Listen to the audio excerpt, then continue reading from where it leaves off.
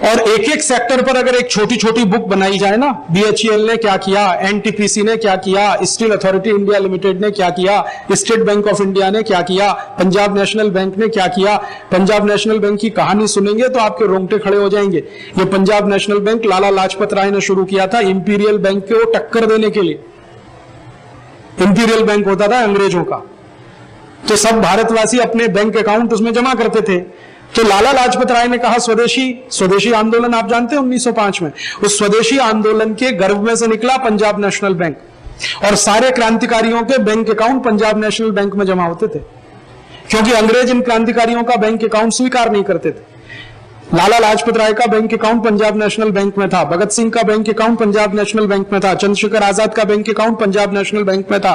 चंद्रशेखर आजाद की जो संस्था थी ना, हिंदुस्तान सोशलिस्ट रिपब्लिकन आर्मी, उसका bank account Punjab national bank में था, क्योंकि अंग्रेजी बैंक इनको स्वीकार नहीं करता था। तो अंग्रेजी बैंक को टक्कर देने के लिए और भारत के क्रांतिकारियों को जरूरत पड़े तो मदद देने के लिए लाला लाजपत राय ने शुरू कराया पंजाब नेशनल बैंक। अगर यह कहानी हिंदुस्तान के घर घर में जाए तो कोई भी गर्व से कहेगा कि मेरा खाता पंजाब नेशनल बैंक में है जिसमें भगत सिंह का खाता था, मेरा खाता पंजाब नेशनल बैंक में है जिसमें लाला लाजपत राय का खाता था, मेरा खाता एक ऐसी बैंक में है जो भारत की आजादी के आंदोलन में मदद करने वाला बैंक रहा, पंजाब नेशनल बैंक। और कई बार तो ऐसा भी हुआ था कि पंजाब नेशनल बैंक के कर्मचारियों ने फंड्स इकट्ठे कर करके ये भगत सिंह उधम सिंह को दिए थे बम बनाने के लिए, पिस्तौल तमंचे चलाने के लिए, क्योंकि पैसे की जरूरत पड़ती थी। तो ऐसी बातें, साधारण बातों से लेकर विशेष बातें जो कुछ हुई हैं पिछले 10-12 वर्षों में पब्लिक सेक्टर के द्वारा, वो हम लोगों के सामने लाएं। अभी क्या होता है, एक साइडेड पिक्चर पूरे देश में प्रचारित किया जा रहा है, पब्लिक सेक्टर हरामखोर है, सफेद हाथी है, ये बर्बाद हो रहे हैं, बकवास कर रहे हैं। ये इसलिए कि इनको खत्म करने के लिए सरकार तैयार बैठी है। तो इस तरह का दुष्प्रचार हो जाए, लोग स्वीकार कर लें कि हाँ हाँ, और एक झूठ को बार बार बोलो, थोड़े दिन में सच लगने लगता है। आप रोज बोलो सफेद आती है, तो जनता मान ही लेगी कि हाँ है। तो फिर जिस दिन बंद होगा जनता को कोई दुख नहीं होगा, और ये बेचारे अकेले मर जाएंगे, क्योंकि ये विरोध नहीं कर पाएंगे, अकेले उतनी दम नहीं। तो मेरा ऐसे मन में आता है कि हिंदुस्तान के साधारण लोगों को एजुकेट करने के लिए कम से कम पब्लिक सेक्टर के बारे में छोटी छोटी बातें, साधारण बातें पहुंचाई जाएं लोगों के पास। जैसे आज हिंदुस्तान में 76,000 मेगावाट बिजली बन रही है। आजादी मिली थी तो मुश्किल से 6,000 मेगावाट बिजली बनती थी, वो भी मुश्किल से। तो ये 76,000 मेगावाट बिजली किसने दिया इस देश को बनाकर? अमेरिका की कंपनी ने, इंग्लैंड की कंपनी ने, भारत की कंपनी ने, NTPC या स्टेट की जो पावर कंपनियां हैं राज्यों की, उन्होंने दिया। और 1 लाख मेगावाट की कैपेसिटी है, 2-3 साल में आ जाएगा वहां तक, वो भी उन्होंने दिया। एनरॉन एक विदेशी कंपनी आया था, 1 मेगावाट अभी तक हिंदुस्तान को नहीं दे पाया। इतने साल से तमाशा चल रहा,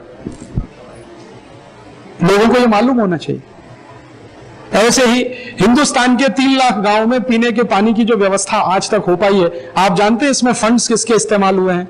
LIC के, GIC के। गांव में पीने के पानी की व्यवस्था में LIC, GIC के पैसे का इस्तेमाल हुआ है, सरकार के पैसों से नहीं है, माने सरकार के बजट के खर्चे में से नहीं आए। ऐसे ही इतनी 14,000 किलोमीटर सड़कें हिंदुस्तान के पब्लिक सेक्टर के भारत सरकार को दिए गए मुनाफे में से 14,000 किलोमीटर की सड़कें बनी है। रेलवे का इतना बड़ा नेटवर्क बना है जो दुनिया में दूसरे नंबर का सबसे बड़ा नेटवर्क है। ये कहां से खड़ा हुआ है? कोई विदेशी कंपनी ने नहीं खड़ा किया, हिंदुस्तानी रेलवे ने खड़ा किया है। और आज उस रेलवे को गाली देके इस स्थिति में ला दिया है कि वो डिफेंसिव हो जाए, और डिफेंसिव होते चले जा रहे हैं बेचारे, और छटनी होती जा रही है, विद्रोह नहीं हो रहा पूरे देश में। तो ये बैंकों ने, बीमा कंपनियों ने, रेलवे ने, हमारे NTPC ने, हमारे तमाम दूसरे सेक्टर ने जो कुछ समाज के लिए किया है, इस पर अगर 1-1, 2-2 पन्ने का भी मटेरियल सेक्टर वाइज तैयार करें, छोटी बुकलेट बने, सरल भाषा में बने, गुजराती, मराठी, तमिल, तेलुगु में बने, स्लाइड्स बने, गांव-गांव जाकर उनको दिखाया जाए, तो ये बिल्कुल उलट जाएगा। जनता कहेगी अच्छा हमको तो मालूम ही नहीं था, हमको तो मालूम ही नहीं था, हमको तो मालूम ही नहीं था। जब मालूम होने लगेगा तो जनता को समझ में आएगा कि हरामखोर ये नेता हैं जो लगे हैं कौड़ी के भाव में पूरे देश की संपत्ति को बेचने के लिए।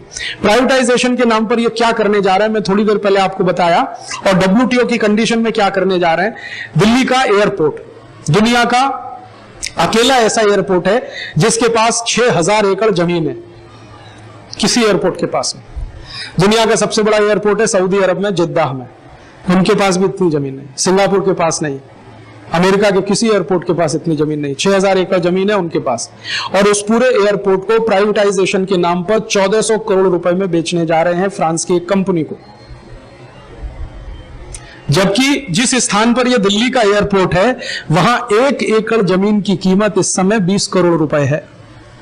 1 एकड़ जमीन की कीमत 20 करोड़ रुपए, जहां पर यह एयरपोर्ट है वो गांव दिल्ली के बीच में। 6000 एकड़ जमीन है, कितने का हो गया? 1,20,000 करोड़ की प्रॉपर्टी बेच रहे हैं 1400 करोड़ में। प्राइवेटाइजेशन के नाम पर यह हो रहा है। और इसका माहौल कैसे बनाया है? 2 साल से दिल्ली एयरपोर्ट के खिलाफ कैंपेन किया जा रहा है पूरे देश में, हमारे ही मंत्रियों के द्वारा। यहां के कर्मचारी निकम्मे हैं, ये इनएफिशिएंट है, ये ऐसा है, ये वैसा है, इसमें ये तकलीफ है, वो तकलीफ। अभी मैं थोड़े दिन पहले दिल्ली एयरपोर्ट पर एक सभा संबोधित करने गया, तो मैंने वहां के जनरल मैनेजर को कहा मुझे पूरा एयरपोर्ट घुमाओ। उन्होंने कहा क्या देखना चाहते हैं? मैंने कहा आपका एयर ट्रैफिक कंट्रोल जो टावर है ये मुझे देखना है। कहने लगे क्यों? मैंने कहा इससे अंदाजा लग जाएगा कि आपकी कीमत क्या है, आपकी ताकत क्या है, आपकी औकात क्या है।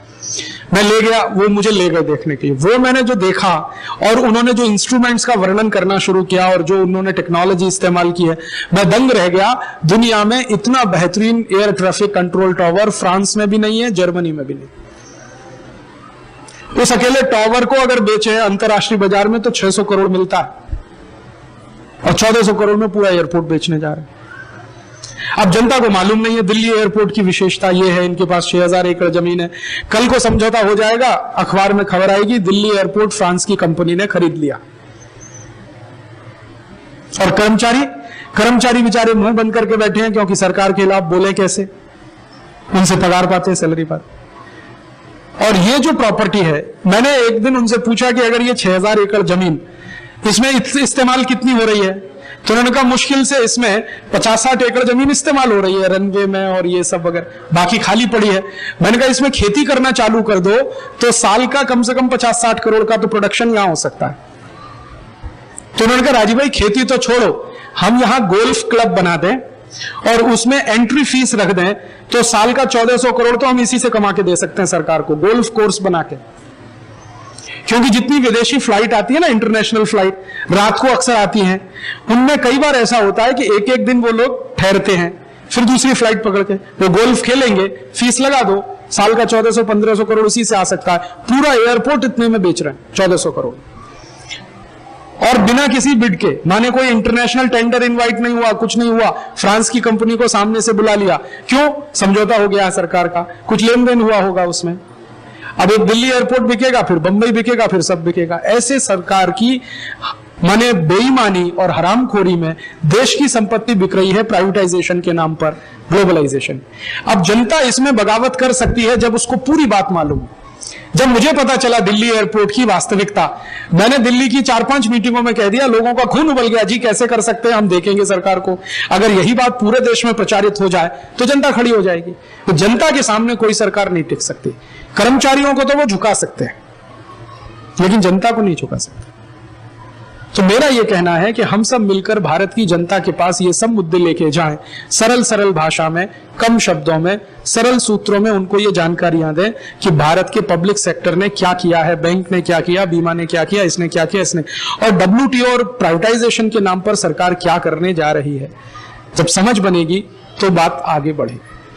अब उसके तरीके क्या हो सकते हैं? तरीके बहुत हो सकते हैं। हम CD बनाएं, गांव गांव में दिखाएं, पत्रक बांटें, टेलीफोन, ये लोकल अगर टीवी चैनल है उसके माध्यम से कहें, अखबारों में लिखें, और सबसे अच्छा जो भाई ने कहा कि रेडियो पे कहें। अपना कोई रेडियो स्टेशन हो तो शायद कहे, सरकार तो इसको कहने नहीं देगी। अपना कोई टीवी चैनल हो तो उस पर ये सब बातें, एक एक बात की पोल खोले, सरकार जो कर रही है, WTO में जो हो रहा है और वास्तविकता क्या है। तो देश बचने के लिए रास्ते खुलते हैं, लोग खड़े हो जाएंगे, ऐसा मुझे लगता है।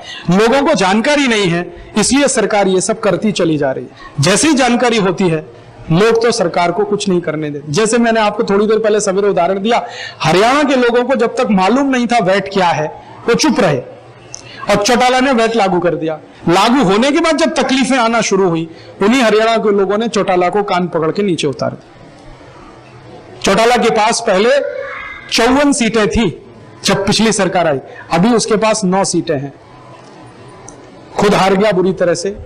तो जनता को जब पता चला तो उन्होंने जवाब दे दिया। ऐसे ही हर क्षेत्र में जनता को पता चले तो सरकार को सबक जनता सिखा सकती है। तो ये समस्या है, उसका विश्लेषण और समाधान, हर समस्या का समाधान हम अपने ही तरीके से करें वही अच्छा है। अब इसमें एक बात वो अंत में आके खत्म होती है कि कौन करे इस काम को, हम सब करें।